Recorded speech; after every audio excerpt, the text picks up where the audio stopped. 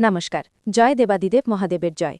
ভাগ্যফল জ্যোতিষে আপনাদের সবাইকে তুলা রাশির গুরুত্বপূর্ণ অনুষ্ঠানে স্বাগত। বন্ধুরা, সাবধান, সতর্ক থাকুন। কাল রাত 11টা থেকে তোমার ঘরের সামনে একটা বড় ঝড় উঠতে চলেছে। সাবধান হয়ে যাও। পুরো মহল্লা জড়ো হবে আর দেখবে ঝামেলা। একসাথে 3টে বড় বিপদ এসে পড়বে, এমনকি মায়ের লালও থামাতে পারবে না। একদম অদ্ভুত আর অনন্য ঘটনা ঘটতে চলেছে। পরের 10 দিন খুবই সতর্ক থাকতে হবে। তোমার কুণ্ডলিতে রাহু বড় একটা পরিবর্তন আনতে চলেছে। পঞ্চম ঘরে রাহু একাই বিশদভাবে বসে আছে। রাহু যদি শক্তিশালী হয় তাহলে মানুষ ধনী হয়ে যায়, কিন্তু যদি রাহু তোমার কুণ্ডলিতে যদি দুর্বল হয়ে যায় তাহলে চারদিকে সমস্যা আর দারিদ্র্য এসে যায়। সবাই বলে যদি অনেক টাকা চান তাহলে মা লক্ষ্মীর পূজা করুন, ধনের দেবতা কুবেরের পূজা করলে আপনি সম্পন্ন হয়ে যাবেন। কিন্তু রাহু এমন এক গ্রহ যা আপনাকে একদিনের মধ্যে কোটিপতি বানিয়ে দিতে পারে। শুধু রাহুকে মনাতে পারলেই জীবনে এই সব সুখ আপনি পেয়ে যাবেন। কিন্তু সারা দিনে হওয়া ছোট ছোট ভুলগুলো প্রায়ই আপনার রাহুকে নষ্ট করে দেয়, যার কারণে আপনি কখনোই লাভ করতে পারেন না, আপনি এগোতে পারেন না। সব ধরনের পূজা করার পরেও, সব ধরনের দান করলেও তোমার জীবনে ধ্বংসাবশেষ ছড়িয়ে পড়ে, আর দিন দিন তোমার জীবন যেন নরকের মতো হয়ে ওঠে। শেষ পর্যন্ত এই কী কারণে ঘটে? গুরুজি আজকের ভিডিওতে এমন এক চমকপ্রদ সত্যি বলবেন এবং এমন কিছু উপায় দেখাবেন যেগুলো তোমার কুণ্ডলিতে রাহুকে অসাধারণ করে তুলবে। ভিডিওটা একদম শেষ পর্যন্ত দেখো। যারা জীবনে ধনী হতে চায় তাদের জন্য আজকের এই ভিডিওটা খুবই গুরুত্বপূর্ণ। প্রত্যেকটি বিষয় ভালোভাবে বোঝানো হয়েছে। এই ভিডিও শেষ পর্যন্ত দেখার পর তোমার মনে আর কোনো প্রশ্ন থাকবে না। প্রথমেই বাজরাঙ্গবলীর আসল ভক্ত যারা, তারা ভিডিওটা লাইক করে কমেন্ট বক্সে জয় শ্রীরাম জয় হনুমান লিখতেই হবে। হনুমানজির ভক্তদের ওপর রাহু খুবই খুশি থাকে। দেখো, এই দুনিয়ার সব কিছুই আমাদের গ্রহগুলোর গতিবিধির সাথে জড়িত।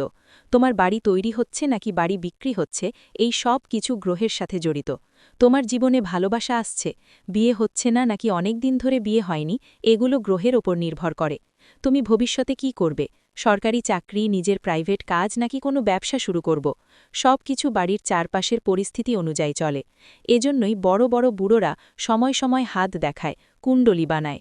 আজকের সময় যতই আধুনিক হোক আর এসব কিছু মানতে চায় না, কিন্তু গ্রহগুলোর জীবনের ওপর প্রভাবকে কেউ অস্বীকার করতে পারে না। আর গ্রহের মধ্যে একটা গ্রহ হল রাহু। যদি রাহু তোমার শক্তিশালী হয় তাহলে হঠাৎ করেই তোমার টাকা পয়সা আসতে শুরু করে।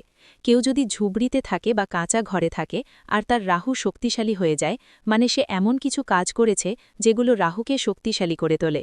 সে মানুষ দৌড়ে চলে দিন দিন, রাত রাত চতুর্গুণ উন্নতি করে, ঝুপড়ি থেকে প্যালেসে পৌঁছে যায়। কিছু মানুষকে তুমি দেখেছ, হঠাৎ তাদের জীবন বদলে যায়। কেউ সোশ্যাল মিডিয়ায় ভাইরাল হয়ে যায়, হঠাৎ কারো ভিডিও ছড়িয়ে পড়ে, তারপর হঠাৎ করেই টাকা পয়সা রায় হয়, জীবন একেবারে উল্টে যায়। এটা হয় রহুর শক্তির কারণে। খেয়াল রাখো, যে মানুষ নিজের কুণ্ডলিতে রহু শক্তিশালী করে তার বিদেশ যাওয়ার সুযোগও মেলে, বিদেশে বসবাসের সুযোগও পায়। রাজনীতি হোক, মিডিয়া হোক, রিসার্চ হোক, যে কোনো ক্ষেত্রেই সে সফল হয়। সেই মানুষটা নিজেকে প্রভাবশালী বানায়, সমাজে নাম, খ্যাতি আর মর্যাদাও পেয়ে যায়। তার উন্নতি খুবই ভালোভাবে হয়। সে গোপন পথে টাকা পায়, সে টাকাকে নিজের দিকে আকর্ষণ করে, যার কুণ্ডলিতে রাহু শক্তিশালী। কিন্তু তোমার কুণ্ডলিতে রাহু শক্তিশালী নাকি দুর্বল সেটা তুমি কিভাবে জানবে? তোমার জীবন তো অনেক বছর ধরে কষ্টে যাচ্ছে, মাথার ওপর ঋণ আছে, কাজগুলো হচ্ছেই না, করতে করতেই সব ভুলে যাও, যা করতে যাও তা অসম্পূর্ণই থেকে যায়। চারদিক থেকে ঠাট্টা শুনতে হয়, একলা পড়ে গেছো, কেউ সাপোর্ট দিচ্ছে না। তোমার রাহু কি খারাপ অবস্থায় আছে? সামনে ভিডিওতে বড় তথ্য তোমাকে জানানো হবে। এই ভিডিওটা শুরু থেকে শেষ পর্যন্ত দেখতে থাকো। জীবনে যে মানুষ বারবার ঠকছে, ধরো সে পার্টনারশিপে একটা ব্যবসা শুরু করল, বড় বড় স্বপ্ন দেখেছিল, এটা করব ওটা করব, কিন্তু শেষমেশ কি হলো? সেই পার্টনার ছাড়া টাকা নিয়ে পালিয়ে গেল। একই পার্টনার ঠকিয়েছে।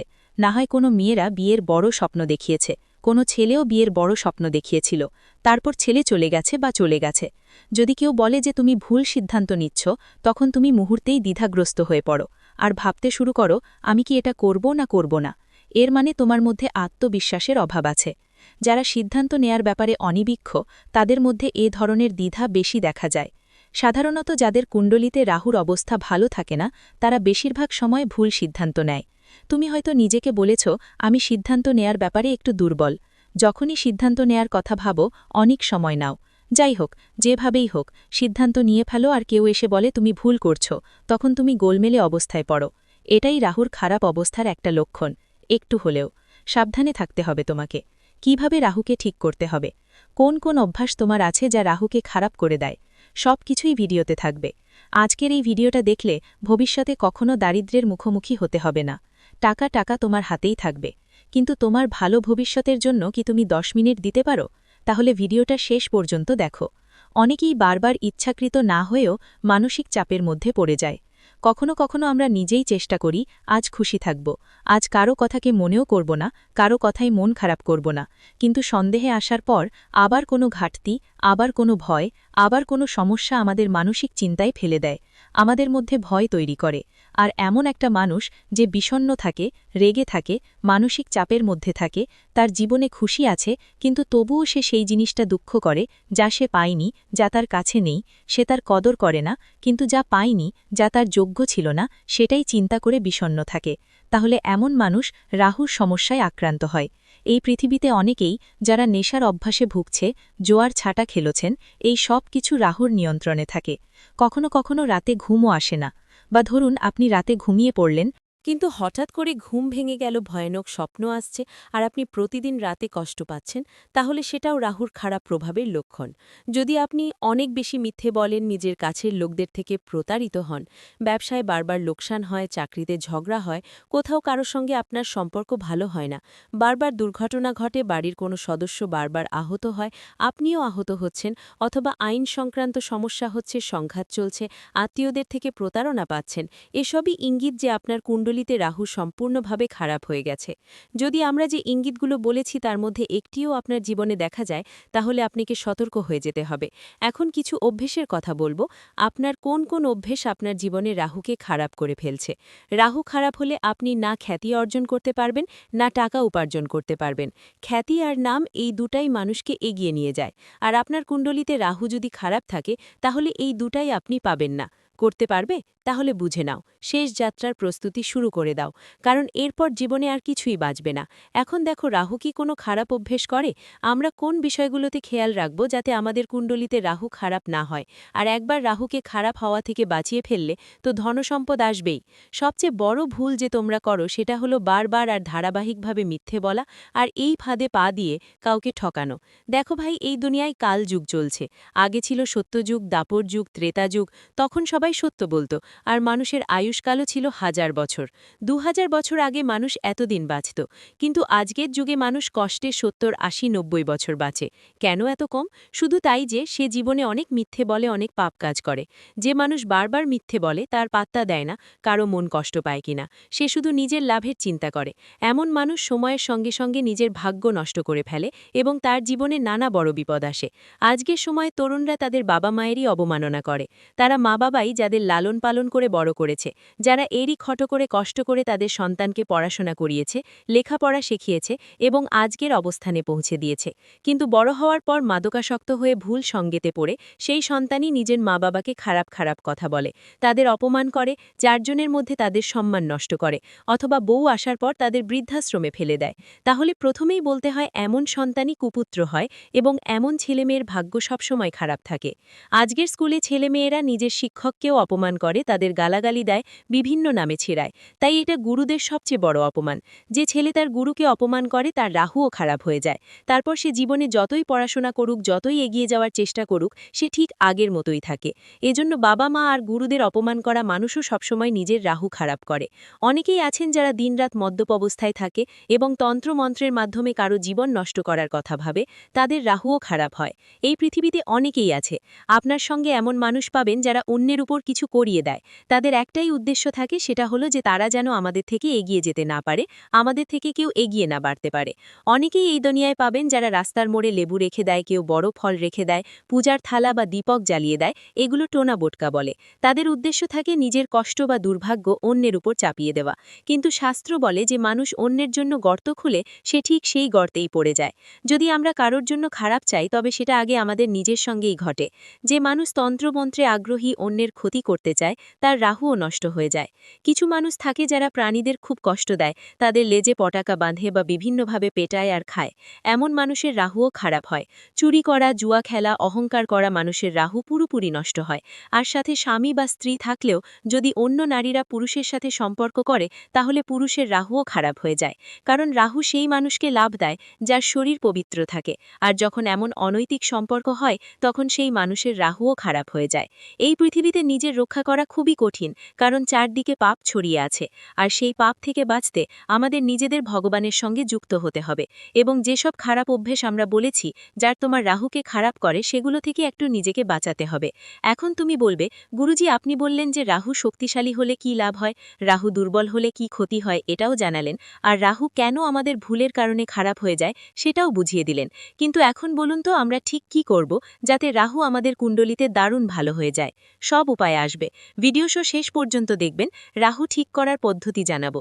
যদি রাহু আপনার কুণ্ডলিতে ঠিক হয়ে যায় তাহলে ডঙ্কার মতো বলা যায় 1 থেকে 2 দিনের মধ্যে আপনি কোটিপতি হয়ে যাবেন।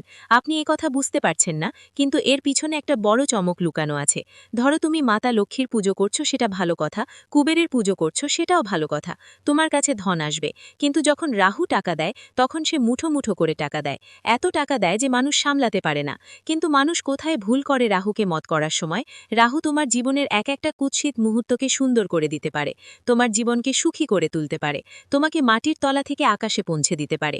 গুরুজির একটা কথা মেনে নিতে হবে, জীবন সবসময় বাস্তববাদী হয়ে যাপন করতে হবে। কাউকে ভরসা করো না। এই দুনিয়ায় অনেক মানুষ আছে যারা কারো ভরসার উপরই চলে, মানে ভাবেন ও করবে তো আমার কাজ হবে, আমি কিছু জিনিস কিনতে যাচ্ছি সেটা নিয়ে যাব তবেই ভালো লাগবে, বা সবকিছু কারো উপর নির্ভর করে করো। কারো ভরসা করো না। আজকের সময় কি আসল তোমার সবাই তো তোমাকে ব্যবহার করার জন্য অপেক্ষা করছে। তারা তোমাকে ব্যবহার করে ফেলে, তারপর তোমার পিঠে লাথি মারবে। গুরুজি তোমাকে বলতে চাইছেন তোমার আরেকটা খুব খারাপ অভ্যেস আছে, সেটা হলো তুমি নিজের সিদ্ধান্ত নিজে নিতে পারো না। আর কেউ তোমাকে টোকা দিলে তুমি গোমরা হয়ে যাও। আমি যা করছি সেটা ঠিক আছে কিনা সেটা নিজেরাই সিদ্ধান্ত নিতে শেখো। তুমি এত বড় হয়েছো যে তোমার অভিজ্ঞতায় তুমি এটা করতে পারবে।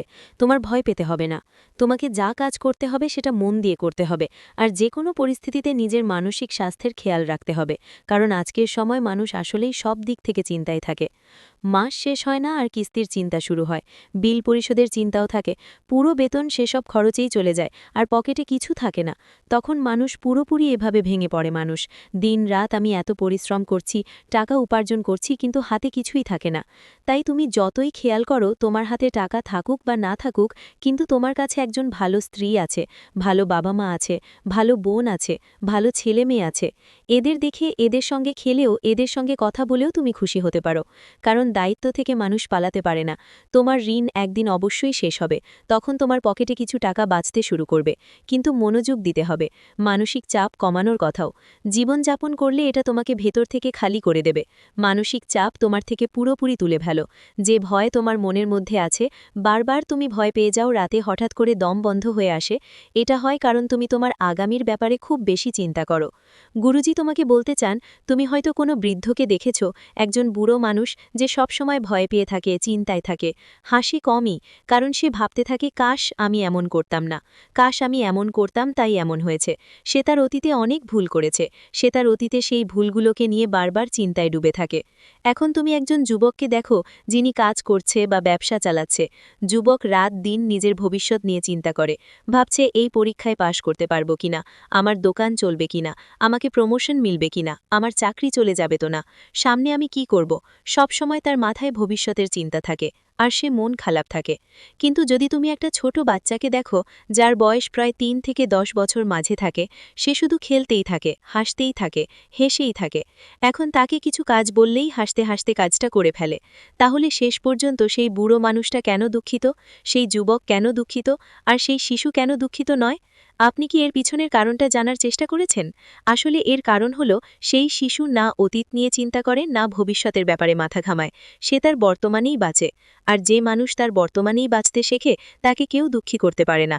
যা অতীতে হবার ছিল হয়ে গেছে, বারবার তার ব্যাপারে তুমি কেন ভাবছ? যা ভবিষ্যতে ঘটবেই সেটা তো ঘটবেই, তুমি শুধু পরিশ্রম করো। কিন্তু এটা মনে রেখো, অতীত আর ভবিষ্যতে চিন্তায় নিজের বর্তমানকে নষ্ট করো না।